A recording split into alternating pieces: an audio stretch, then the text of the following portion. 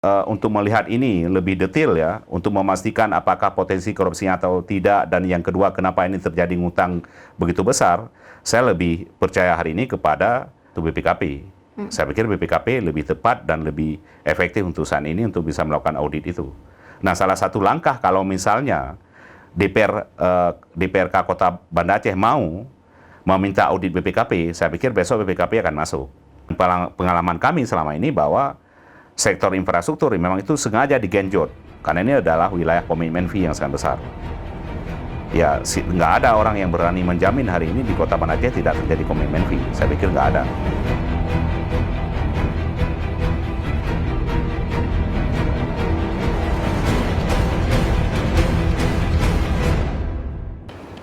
Assalamualaikum warahmatullahi wabarakatuh. Kembali lagi dengan saya Siti Aminah di channel PTM, tepatnya di episode ke-85 tahun kedua edisi Senin 13 Juni 2022. Bagi rekan yang belum subscribe, silahkan subscribe, dan kita masih menunggu komentar yang positif dan membangun pastinya.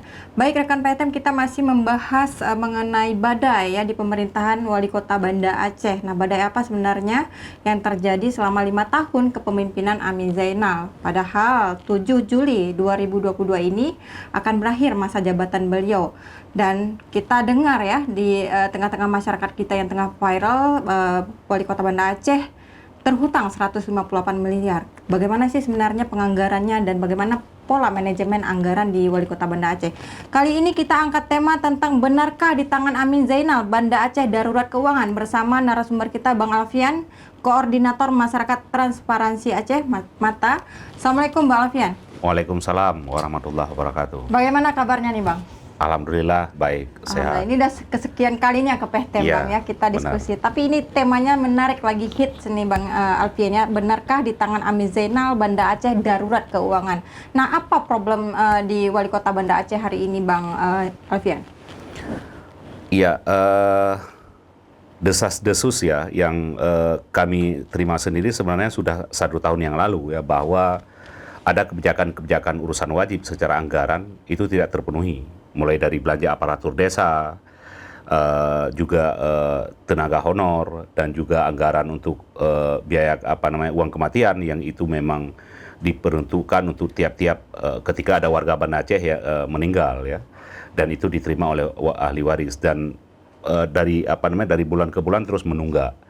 Nah, satu sisi memang kalau kita lihat secara birokrasi dan secara baik itu di level eksekutif, legislatif, persoalan ini sudah lama tahu.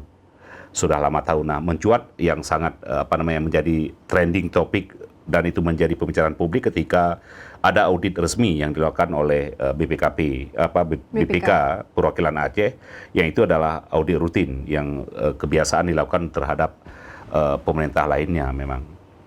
Nah, sangat mengagetkan kalau kita lihat dari anggaran yang Kota Banda Aceh ini statusnya terutang sampai 158 miliar, dan juga sempat dana ZIS juga digunakan ya, walaupun katanya sudah dikembalikan. Nah, di satu sisi orang-orang luar pasti heran kenapa Kota Banda Aceh bisa terutang, apa problemnya. Nah, di satu sisi kita juga tahu bahwa legislatif kita di sana orang-orang yang hebat, tetapi dalam konteks ini mereka semua tidur. Dan MATA sendiri sebenarnya sangat kecewa dengan eksistensi partai politik khususnya yang ada di Kota Banda Aceh yang memiliki kursi di DPRK hari ini tidak mampu, tidak berani untuk menyuarakan suara rakyat. Ini kan suara rakyat nih. Nah, implikasi terhadap semua soal anggaran ini, salah satunya ini akan terasa sekali di tahun 2022. Salah satunya misalnya Wali Kota sudah mengeluarkan surat penundaan pelaksanaan kegiatan, yang itu kegiatan-kegiatan juga bersifat publik. Misalnya salah satunya adalah soal untuk sektor pengadaan barang dan jasa ya, itu diminta untuk ditunda karena nggak ada anggaran kan. Nah, akan tetapi juga perlu dipahami semua bahwa ketika ada pernyataan ataupun klarifikasi dari Kota Banda Aceh saat ini bahwa sudah lumayan besar anggarannya sudah dilunasi, pertanyaannya bagaimana proses pelunasan ini? Artinya pemirsa PTM kita tahu ya sudah terlunas 122 miliar nih ya Bang Alfian ya? Iya, benar. Nah, anggaran itu dari mana nih Bang? Ya, dari mana? Nah, walaupun misalnya ada penelusuran dari kita ya, bahwa ini adalah ada dikeluarkan perwal ya.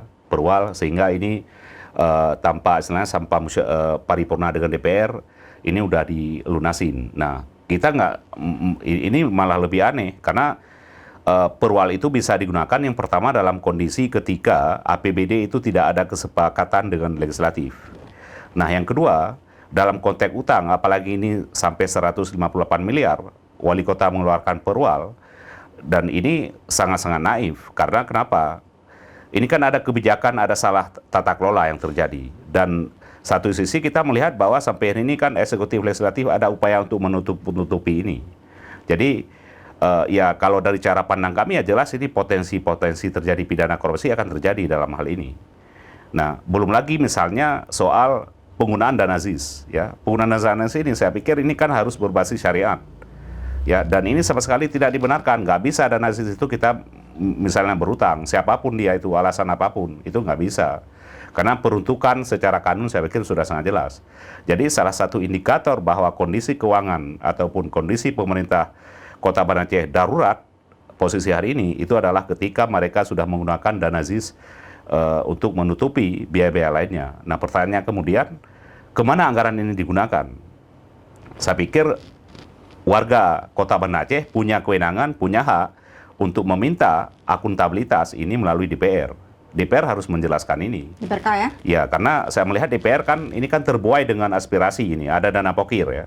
Sehingga potret yang terjadi hari ini saya pikir ya sangat-sangat berbahaya. Makanya kita perlu meminta eksistensi dan komitmen dari partai-partai politik di Kota Banda Aceh yang memiliki kursi di DPRK hari ini. Mereka ini ngapain terhadap kasus ini? Apakah mereka diamkan karena mereka sudah dikasih pokir?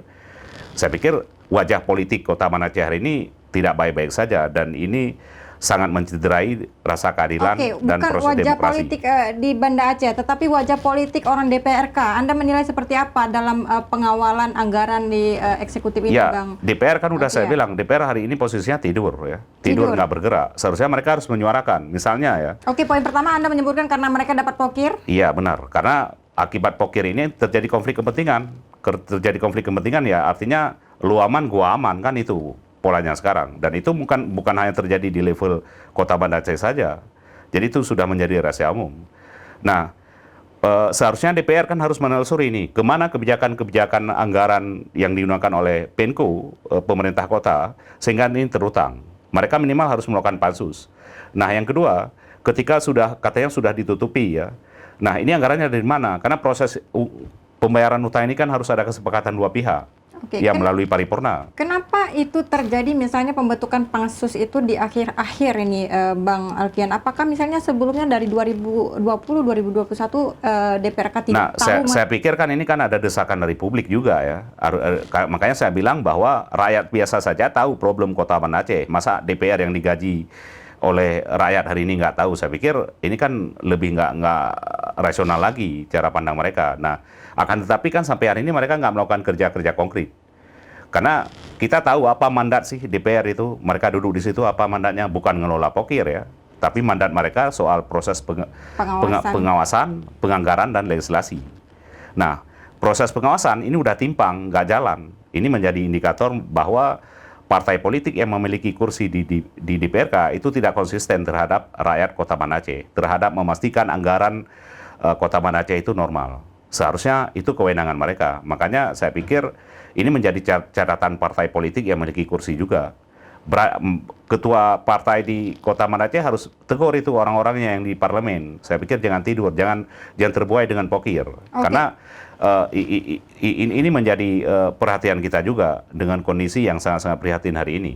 Oke, Bang Alfian, Anda menyebutkan tadi wali kota perwalkan ini untuk pelunasan uang tabi itu melalui persetujuan DPRK atau tidak? Tidak ya, makanya ini kan hasil penelusuran kita ya. Artinya kita kan bingung nih, kenapa tiba-tiba uang klarifikasi berdasarkan audit BPK itu bahwa uang sudah dilunasin sekian besar ya. Dan pelunasan itu pun tidak tahu dari mana? Ya, dan setelah kita cek katanya itu melalui perwal. Kita mempertanyakan lagi, ya seharusnya DPR panggil wali kota, punya kewenangan. Punya kewenangan, kenapa ini di perwal?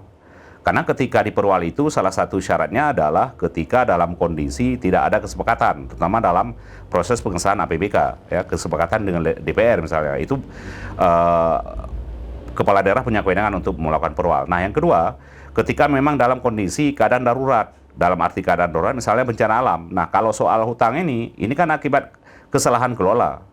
Dan ini disengaja by design kalau istilah saya. Anda melihat Bang Alfian ini by design ya, semua artinya semua sudah diatur, direncanakan ya, secara kalau misalnya nggak diatur, ini pasti terbuka kan? Pasti terbuka, kenapa bisa terjadi ngutang dan semua akan berbicara karena kebetulan misalnya atau tidak sengaja kalau istilah mereka biasanya. Nah, tapi ini sudah by design, makanya mereka sampai sekarang kan ada upaya untuk menutup-tutupi ini.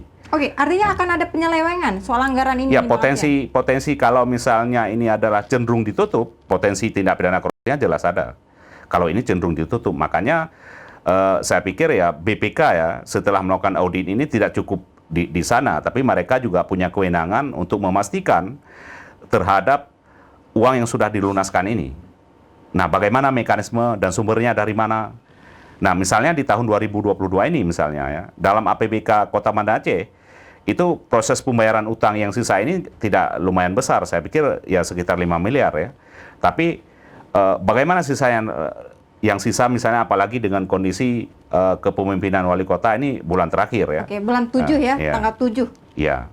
Akan berakhir. Artinya ini sangat darurat ya Bang Alfian. Ya, makanya sangat-sangat aneh ketika misalnya ada oknum DPR meminta supaya wali kota dan wakil wali kota Banda Aceh sebelum masanya berakhir tugas untuk menyelesaikan ini. Saya pikir itu tidak akan terjadi. Seharusnya DPR harus mengambil kewenangannya penuh untuk melakukan langkah-langkah konkret, nggak hanya mengeluarkan pernyataan. Saya pikir kalau mengeluarkan pernyataan hari ini, ngapain Anda duduk di DPR? Bagusnya jadi rakyat biasa. Mereka juga punya kewenangan untuk mengeluarkan pernyataan. Jadi ini adalah kebijakan-kebijakan yang sangat memalukan yang dipertontonkan hari ini. Saya pikir harus ada warga Banda Aceh untuk bergerak, untuk peduli bahwa kota Banda Aceh jangan salah urus lagi. Oke, menarik ya pemirsa PTM ini tentang tata kelola keuangan Kota Banda Aceh, bagaimana sistem penganggarannya, transparansikah? Ini Bang Alfian yang ingin kita tanyakan dari 2020, 2021, kemudian 2020 ini penganggarannya. Artinya setiap tahun ini bakalan terhutang dong, gali lubang tutup lubang. Apakah mungkin ini terjadi Bang Alfian? Ya, kalau kita lihat kondisi hari ini ya, karena kan gini, 23 Mei misalnya wali kota mengeluarkan surat untuk penundaan seluruh kegiatan pembangunan ya, dan itu ditujukan ke OPD, organisasi pemerintah daerah. Nah, dalam hal ini di mana dalam surat itu dicantumkan bahwa pendapatan daerah itu sekitar 387 miliar, sementara targetnya 1,3 triliun di tahun 2022. Nah, pertanyaannya kemudian, bagaimana proses perencanaan awal dengan target ini sehingga ini realisasi sedemikian rupa? Saya pikir kan proses penganggaran dan perencanaan itu saya pikir ya hampir sama kan proses perencanaan kita dalam rumah tangga. Kalau memang kita butuh anggaran 100.000, kenapa kita misalnya alokasi sampai 500.000 sementara sumber pendapatannya nggak dapat? Makanya saya melihat bahwa bukan soal bahwa tidak efektivitasnya soal pendapatan, tapi ini ada kebijakan yang memang salah urus dan itu perlu segera diluruskan. Nah, baik itu diluruskan secara administrasi maupun secara hukum, kalau memang itu potensi pelanggaran hukum. Nah, dengan kondisi bahwa DPR nggak bergerak ya mau tak mau ya saya pikir rakyat Kota Banda Aceh punya hak untuk menuntut itu. Karena kita kan hari ini bayar pajak ya, nggak gratis juga kita hidup, bayar pajak dan itu adalah hasil dari pajak kita. Oke. Bang Alfian, Anda juga menuntut nih BPK untuk mengaudit. Apa hasil temuan BPK? Ya, temuan BPK saya pikir kan soal utang itu ya, tapi BPK ke depannya saya pikir perlu mengupgrade kembali soal memastikan bahwa sudah dilunasi misalnya 120 miliar kan, udah itu dengan proses terjadi ngutang, kenapa terjadi ngutang, saya pikir BPK harus mendalami itu. Nah, di satu sisi BPK juga punya kewenangan, ketika misalnya 60 hari temuan mereka sejak diserahkan hasil rekomendasi kepada Ketua DPRK, kepada wali kota tidak ditindaklanjuti, BPK wajib meneruskan ini kalau ada temuan hukum ke para penegak hukum. Itu salah satu kewenangan dalam undang-undang BPK.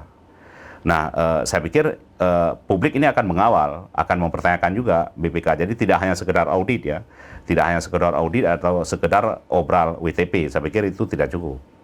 Beda ya audit dengan WTP ya Bang Alfian ya, karena BPK satu sisi menemukan ada pelanggaran di situ, satu sisi BPK juga memberikan WTP kepada Wali Kota Banda Aceh. Ini kan dua hal yang berbeda. Kalau rekomendasi kami sebenarnya untuk melihat ini lebih detail ya, untuk memastikan apakah potensi korupsinya atau tidak, dan yang kedua kenapa ini terjadi ngutang begitu besar, saya lebih percaya hari ini kepada Badan Pembangunan dan Auditor di daerah, yaitu BPKP.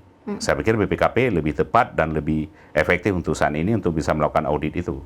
Nah, salah satu langkah kalau misalnya DPRK Kota Banda Aceh mau meminta audit BPKP, saya pikir besok BPKP akan masuk. Nah, persoalannya kan posisi DPRK kan pincang soal ini, malah nggak mau ngomong soal ini kan.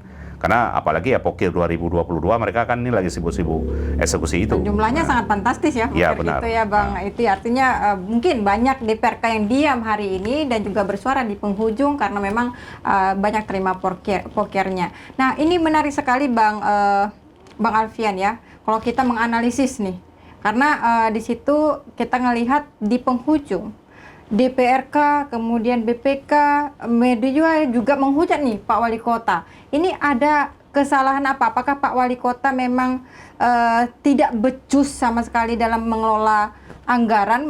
Kita melihat beliau dari bankir, ya asal-usulnya dari bank. Apakah memang kesalahan oknum ini, Bang Alfian? Ya, kalau saya lihat bukan kesalahan oknum ya. Kalau di level legislatif ini memang by design, yang sudah saya bilang tadi. Mereka dengan sadar melakukan kebijakan anggaran ini sehingga Kota Banda Aceh terutang. Nah, artinya ini kan kebijakan-kebijakan yang memang dari awal di proses perencanaan sebenarnya kan yang apa yang sudah saya sampaikan tadi bahwa sebenarnya sudah jelas. Kalau memang kita mampu 100 miliar, kenapa kita harus menargetkan sampai 300 miliar? Ini kan di soal penerimaan, soal sumber-sumber pendapatan yang baru, termasuk misalnya Kota Banda Aceh sampai hari ini kan tidak menggali sumber-sumber pendapatan yang baru. Semua ya bicara andalin ya soal dana otsus, dana transfer daerah ya, dan salah satunya misalnya TPP ya, tunjangan prestasi pegawai ya, yang sampai hari ini kan juga belum dibayar, yang itu menjadi keluhan besar.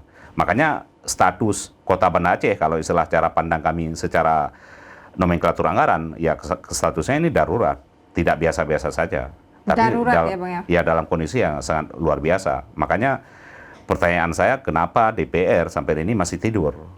Nah, kalau misalnya ada statement-statement DPR itu beberapa orang, saya melihat ini karena BPK udah buka, artinya audit BPK udah keluar. Kalau misalnya kita nggak tahu, ya saya pikir kondisi DPR ya malah tarik selimut lagi, saya pikir ini. Akan tetapi kan cuma hanya sekedar pernyataan. Langkah konkret untuk merespon ini apa yang dilakukan oleh DPR. Mereka punya kewenangan penuh secara undang-undang hari ini. Saya pikir ini sebenarnya yang harus mereka tunjukkan. Karena kalau misalnya DPR ataupun kayak saya bilang tadi partai politik yang memiliki kursi tidak menegur kader-kadernya di parlemen, saya pikir ini akan berkonsekuensi kepada ya kepercayaan publik kepada mereka juga. Ya. Kepada DPRK. Ya, saya secara pribadi misalnya dengan kondisi kerja DPR hari ini, dengan kondisi keuangan yang terjadi hari ini, DPR diam aja, saya pikir saya nggak percaya kepada DPR. Nah. Artinya ini banyak problem ini di antara DPR dan juga di Wali Kota Bang Alfian. Tapi Bang Alfian, ada juga proyek nih yang memang seharusnya bisa diganti tapi tidak bisa dibayar. Misalnya kalau proyek Penayung, itu kan jumlahnya hampir 17 miliar, itu seperti apa Anda melihat? Harusnya proyek itu dihentikan atau seperti apa? Ya, saya pikir kan ini kan bicara skala prioritas ya, skala prioritas. Nah, di perencanaan di perencanaan Kota Banda Aceh kalau kita lihat tidak bicara skala prioritas. Nah, kalau bicara skala prioritas, apakah lebih penting pembangunan itu dengan fasilitas lain misalnya? Nah, walaupun kita tahu ya dalam ruang-ruang tertentu wali kota melakukan ya kebijakan terhadap rumah duafa. Nah, saya pikir ini kenapa tahun terakhir, sebelumnya kemana? Karena kan kebutuhan rumah duafa juga banyak. Apakah pandemi tidak bisa dijadikan alasan? Ya, saya pikir pandemi itu kan bukan kebijakan-kebijakan anggaran, kebijakan-kebijakan untuk misalnya memperjuangkan hajat hidup orang banyak di Kota Banda Aceh. Saya pikir nggak ada urusan dengan pandemi, karena pandemi itu kan dilarang, tidak boleh berkerumunan ya, berkumpul ya, tapi ini butuh kebijakan. Saya pikir di akhir-akhir ya memang ya semua kepala daerah saya lihat ini menjadi tren ya, karena selama ini ya memang mereka tidak melakukan apa-apa sesuai dengan harapan publik. Jadi ya boleh dikatakan pencitraan, karena kan target soal kebutuhan rumah misalnya yang tidak layak huni harus dibangun Kota Banda Aceh kan tidak sesuai dengan target. Nah makanya kalau itu dipaksakan dibangun, saya pikir dengan keuangan hari ini, nah pertanyaannya adalah dengan pengalaman kami selama ini bahwa sektor infrastruktur memang itu sengaja digenjot, karena ini adalah wilayah komitmen fee yang sangat besar. Ya, nggak ada orang yang berani menjamin hari ini di Kota Banda Aceh tidak terjadi komitmen fee. Saya pikir nggak ada. Dan orang juga nggak akan percaya kalau misalnya ada, ya kecuali ada orang waras yang bisa menjamin itu. Nah, pekerjaan-pekerjaan infrastruktur ini dikejar walaupun itu tidak menjadi skala prioritas karena lebih mudah untuk menarik komitmen fee-nya. Oke, dan ada juga desa-desus ini pengalih proyek anggaran Masjid Ulele ya. Itu seperti apa? Ya, itu proses statusnya kita lagi mengumpulkan data. Ini menarik ya. Jadi ada pengalihan yang itu rencana untuk pengembangan masjid tiba-tiba dilakukan pembebasan lahan. Ya, itu untuk apa? Diperuntukkan untuk Nah, apa itu nih? juga nggak jelas. Kalau saya baca di audit BPK itu nggak jelas ya. Termasuk misalnya status status sertifikat tanah yang pemilik itu juga masih di bank katanya ya. Nah, artinya belum ada proses pengalihan ke Kota Banda Aceh, tapi uangnya udah dibayar.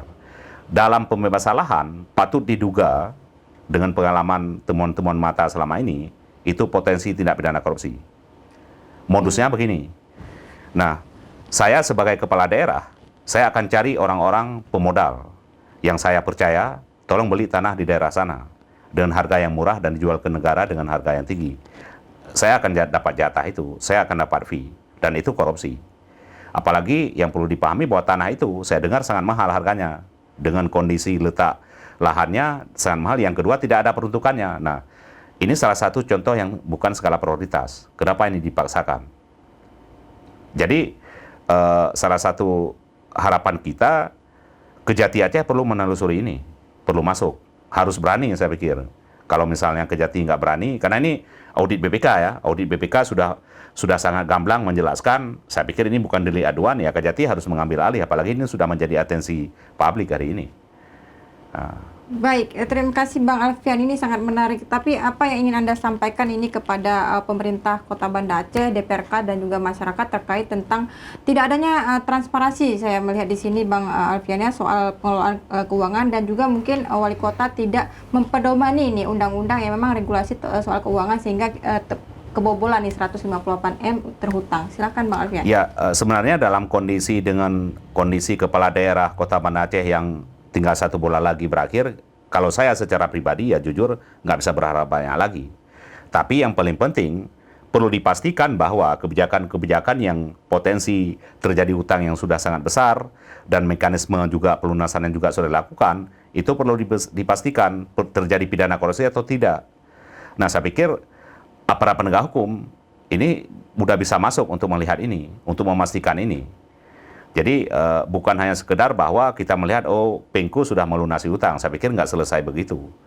Dan termasuk misalnya ada kebijakan-kebijakan yang tidak skala prioritas, termasuk pembebasan lahan tadi, yang harganya dengar-dengar ya itu harganya sangat besar, sangat mahal, dan itu kesan kan dipaksakan. Jadi ada proses pengalihan dari rencana pugaran masjid tapi dilimpahkan untuk pembebasan lahan. Jadi ini kan bukan skala prioritas sebenarnya. Jadi kebijakan-kebijakan semacam ini salah satu faktor kalau saya menilai bahwa itu salah satu terjadinya hutang Kota Banda Aceh. Jadi kalau kepada orang-orang yang sekarang termasuk DPR, saya jujur nggak bisa berharap banyak lagi. Tapi saya berharap aparat penegak hukum bisa masuk untuk menelusuri ini, untuk memastikan bahwa kasus yang terjadi 158 miliar, termasuk yang sudah dilunasin, mekanisme lunasin, apakah ini terjadi pelanggaran hukum atau tidak. Karena warga saya pikir butuh kepastian hukum ini. Tidak hanya menduga-duga, kalau tidak ini akan menjadi asumsi-asumsi liar.